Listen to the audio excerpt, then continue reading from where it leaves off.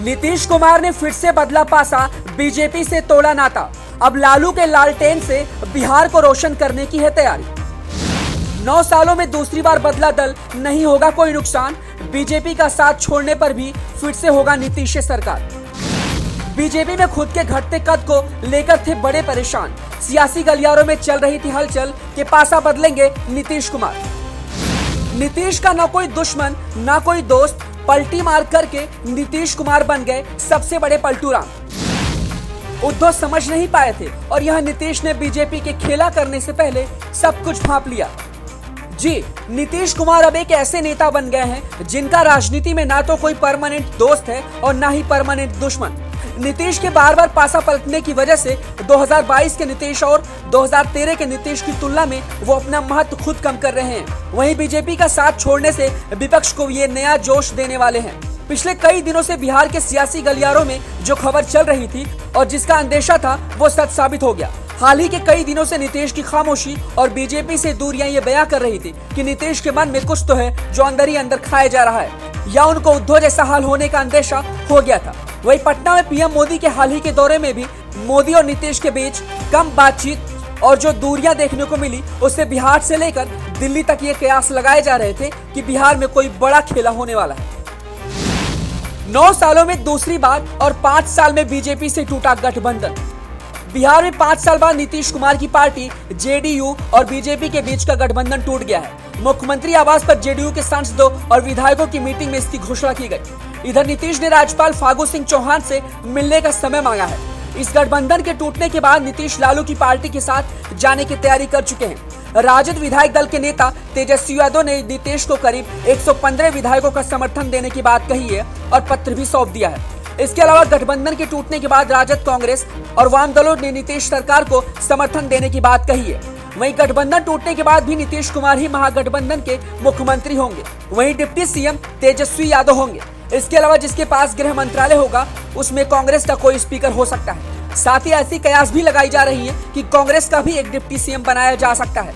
इस वीडियो में आगे बढ़ने से पहले हम आपको ये भी बता दें कि क्या वजह रही है कि नीतीश को पासा बदलना पड़ा और पिछली बार जिसका साथ छोड़ा था फिर से उसी का दामन थामने चले हैं। नीतीश का बीजेपी के साथ छोड़ने की 5 बड़ी वजह। पहला, सांसदों की संख्या के अनुपात में मंत्री पद जेडीयू को न मिलना।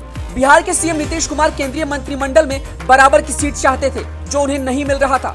इस समय बिहार में दोनों दलों के 16 लोकसभा सांसद हैं। दूसरा, बीजेपी कोटे से स्पीकर बने विजय कुमार सिन्हा और सीएम नीतीश कुमार के बीच में लंबे समय से तकरार चल रही है। विजय कुमार सिन्हा को नीतीश पसंद नहीं करते और कई बार सदन के अंदर और बाहर नीतीश कुमार और विजय सिन्हा के बीच विवाद भी उत्पन्न हुआ है। इसके अलावा और भी कई विवाद रहे। तीसरा, अग्निपथ योजना के बाद संजय जायसवाल ने किया था जेडीयू पर हमला।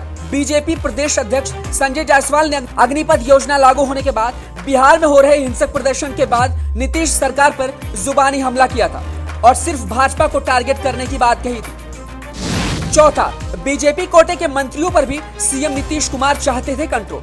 सीएम नीतीश कुमार चाहते थे कि उनकी सरकार में बीजेपी कोटे से बनने वाले मंत्रियों पर उनका कंट्रोल हो।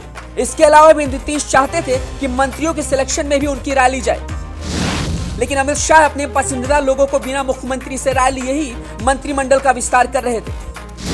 पांचवा पॉइंट, बीजेपी और जेडीयू के बीच अलग अलग पॉलिसी को लेकर भी मतभेद चल रहे थे। एक साथ चुनाव कराने की तैयारी जहां बीजेपी सोच रही थी तो वहीं इस पॉलिसी का जेडीयू खुलकर विरोध कर रही थी। जेडीयू ने कहा था कि 1 नेशन 1 इलेक्शन की पॉलिसी प्रैक्टिकली सही नहीं है।